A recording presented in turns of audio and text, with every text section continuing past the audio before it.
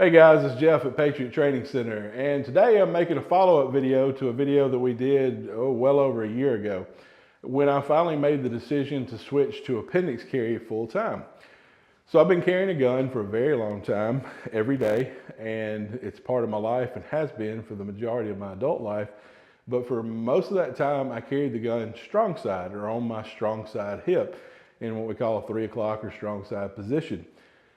But appendix carry has been a thing dating all the way back to the old frontier days. Actually, it's not new, nothing is new, but it's become more popular in today's world to carry the gun forward of the hip in what we call the appendix position. So as an instructor, I obviously had to understand how to do that and learn how to do that in order to teach people how to properly do it. So I've known how to carry appendix, and I have carried appendix for some time.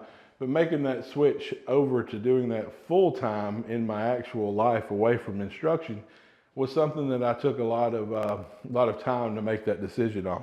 And part of the thing with that is the benefits that I get from appendix on the range, would that translate to the real world? And once I decided that it would, that's when I made that decision. So here's what I've learned in over a year now of carrying an appendix position full time. Regardless of where you're carrying the gun, the holster selection means everything. So there is so many options in holsters out there in the world today, and very few of them are actually quality. And like most people, I enjoy saving money. I try to save money every time I can, because we just don't have enough of it. Well, we never have enough of time or money, right? So I'd like to try to save that when I can. However, when it comes to life-saving equipment, I don't believe in trying to save a buck and sacrificing quality.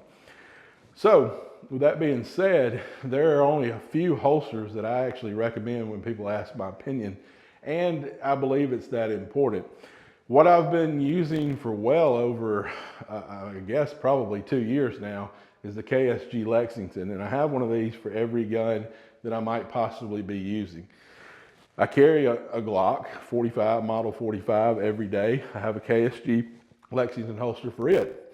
Right now, I'm using a Smith & Wesson M&P 2.0 compact for an upcoming class. I have a KSG Lexington for it. So I like keeping that consistency across the board, but they have done a fantastic job with this holster. So first of all, it is form-fitted Kydex, directly molded for the gun of choice, meaning that gun is actually going to fit that holster, fits that one gun, and it's locked in and it's good to go, and you always get that satisfying little click right there when you get it in. So that makes me feel very confident and comfortable. So I like the monoblock right here. What it does, and may not can see it on the camera, but we have two nice little claws under there that get underneath that belt and really keep that holster locked in. So when you go to draw the pistol, the holster doesn't come out with it.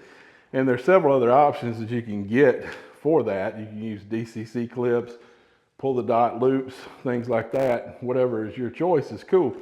But it's all important to how you're setting your gun up, where you're wearing your gun, and how it performs for you if you ever have to actually get the gun out. Second thing is this wing right here. There's several different versions of these also. I just like your standard wing right here. And what that does is that hits the belt and it pushes the gun back into my body. And that keeps the gun rotated into me instead of outward, which would cause the gun to print regardless of the position that I have it in, whether it's at appendix or strong side. And the other important part for me personally is to have the wedge on the back. So what this wedge does is it actually allows the holster to do this, which in turn brings the grip into me. And with the wing pushing it in, it helps conceal the gun and keeps it from sticking out. And I don't have that appendix tint that we sometimes see out on the range where everybody's equipment's poking out and so is their shirt, because their gear is you can see the gear, which is not what we want. Because remember, this is concealed carry.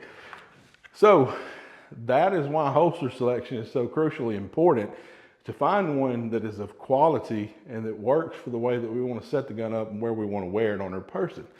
So I wear my holster right down the middle at 12 o'clock.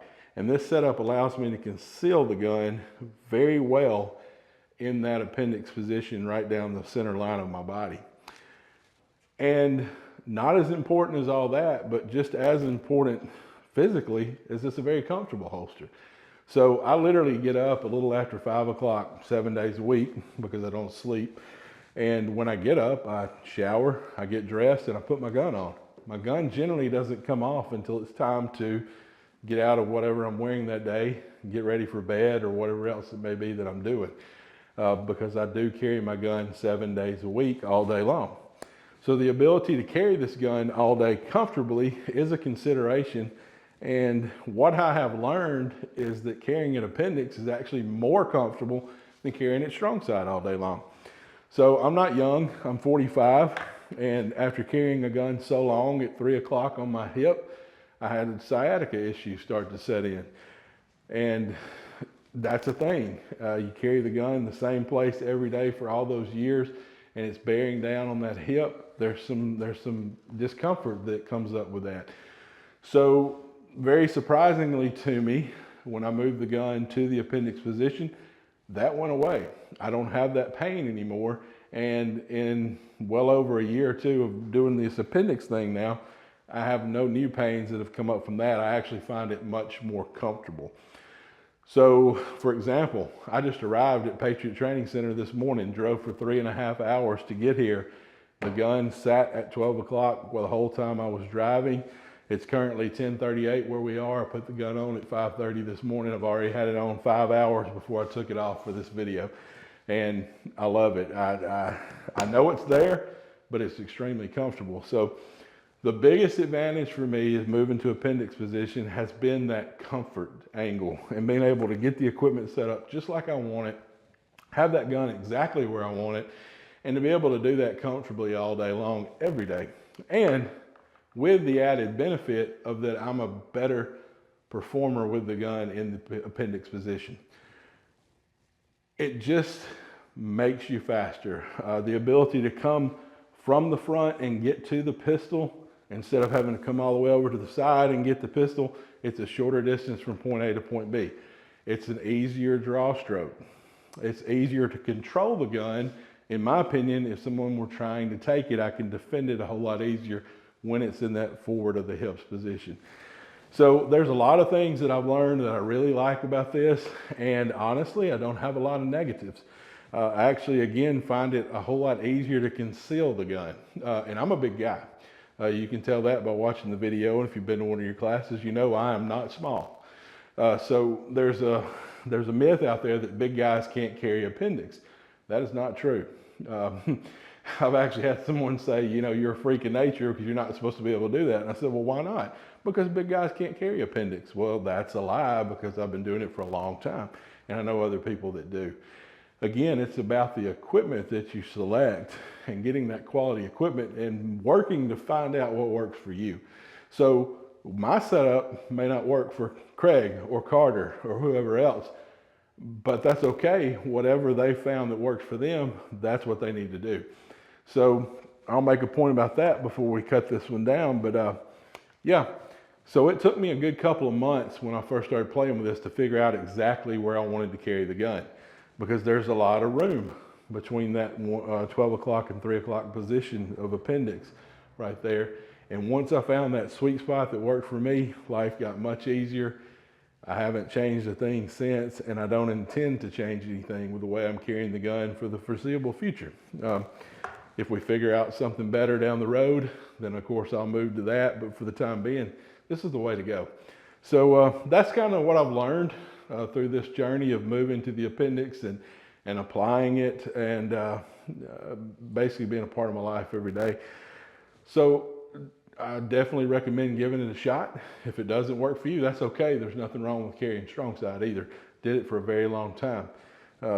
And you can do a lot of good work from 3 o'clock. People do it every day. So it's not like you have to be an appendix to be able to defend yourself.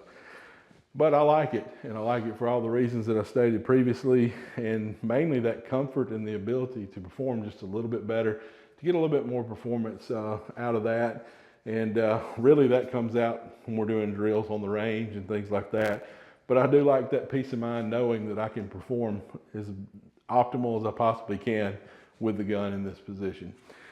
So yeah, that's pretty much what I've learned and what I've experienced. And if you got any questions, like always, feel free, hit us up. We'll be glad to answer those questions. And hope you come see us train out here at Patriot Training Center sometime soon. But until then, check out our free dry fire program. It's there. It'll help you. You'll get better.